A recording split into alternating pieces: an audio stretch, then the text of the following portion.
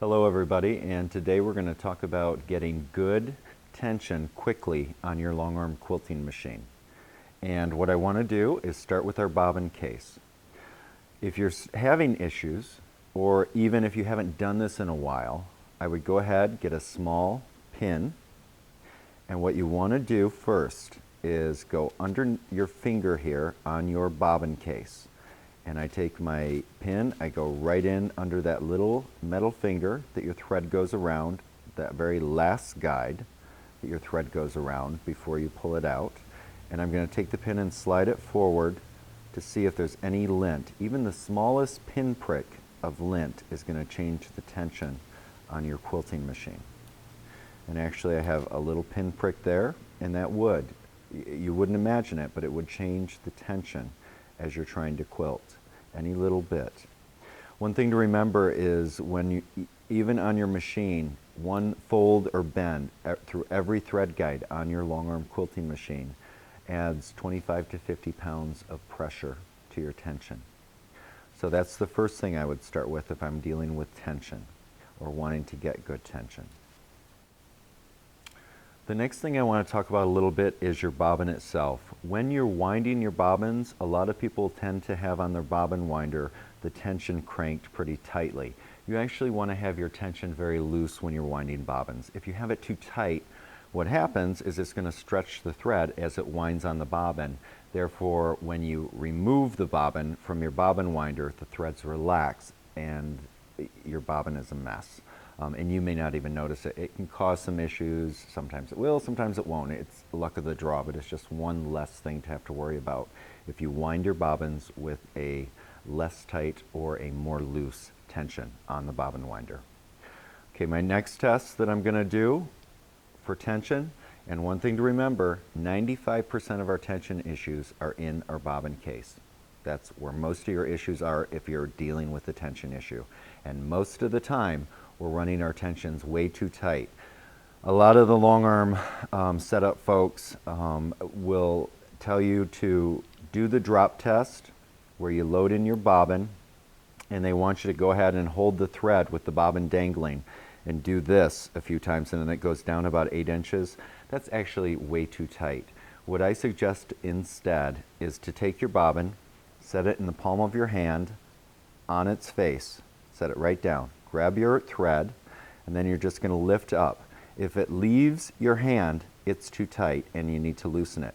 If it doesn't flip up on its side, it's too loose and you want to tighten it a little bit. Now, I got to tell you, I run almost every machine brand out there, and I find that this works the same for any brand of machine. So this is kind of a universal lesson on tension, not just on the machines that we're using today. So again, we set that in our hand, we grab the tail of the thread, and we lift up, and it should lift up on its side, but not leave your hand. Now remember, if it doesn't lift up on its side, you just go to the big screw on your bobbin case, and it's lefty-loosey, righty-tighty.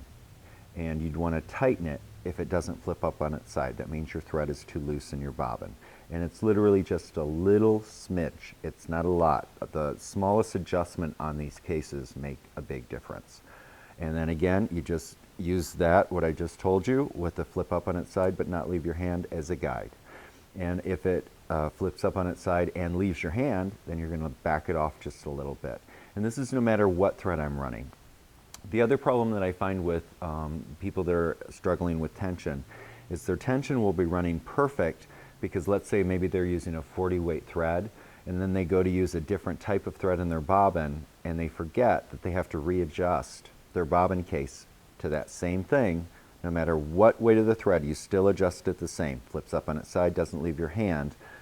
They don't readjust when they switch threads. You want to make sure to always readjust if you're changing types or weights of thread in your bobbin.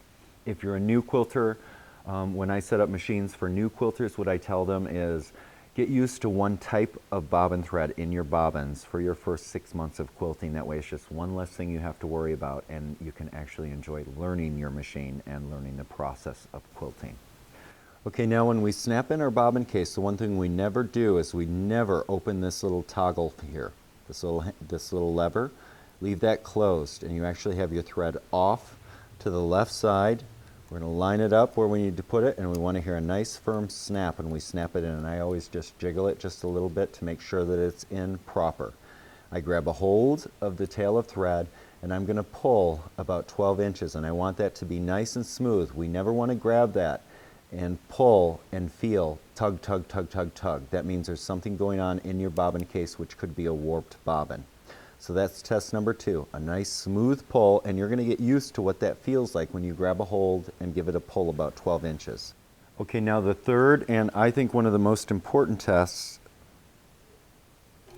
is that we're going to lift up and raise our bobbin thread between the sandwich of the quilt, pull it out. I'm going to leave my top thread alone. I could care less about that right now. I'm going to grab a hold of my bobbin thread, pull my foot right back to where that bobbin thread is coming out of the quilt, and I'm going to pull about another 12 inches. This pull is going to tell you whether the thread is pulling smooth. And again, this is really one of the best tests to find out if you have warped bobbins. If you have warped bobbins, when you pull, you're going to feel tug, tug, tug as you pull. It should feel nice and smooth all the way out, and just as light tension. The feel should be, you should feel that light tension just like you did out of the bottom of the bobbin case when we did it on test 2. Okay, now we know that our bobbin tension is fairly well set. The next thing we're going to do is figure out how to get good tension on our quilt sandwich. The one thing that I want to remind everybody is we have our quilt sandwich with our quilt top and our quilt back, and then we have our batting in between, and we have our stitches.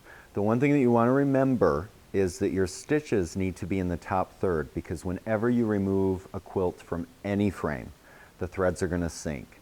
And so that's why so often our tension looks really good on the machine. You take the quilt off, you flip it over and look at the back, and you have pokies coming out the back. It's because, number one, we're not mind readers, and so we don't know where in that sandwich our stitches are.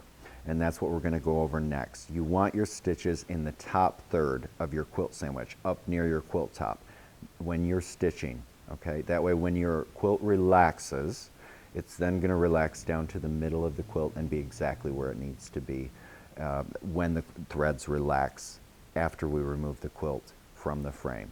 So we're going to go over that next. Now at this point, we know that our bobbin tension is right on line. Everything, all the tests panned out, everything's going good. The next test, and again, the quickest way to get really good tension, is I will go ahead, pull my thread up, grab a hold. I'm going to lock my stitches, however you lock your stitches. And then I'm going to go ahead and I'm going to quilt a little bit. Snip this tail. I hate quilting with these tails hanging around here. It's one of my things. Okay, so I get rid of my tail, and now I'm going to go ahead and I'm going to quilt a little bit. And what I'm looking for to get good tension quickly is I want to see just a little pokey of the bobbin thread coming up. Now I'm looking here and I see a little bit of the black, but I don't know if it's because I have thin batting. So I'm going to go ahead and tighten my tension. However, your machine will tighten tension until I see definite bobbin thread coming up through the top. Now I can see black pokies starting to come through the top. So now I know that my bobbin thread is coming up through, and I know exactly where it is on the sandwich.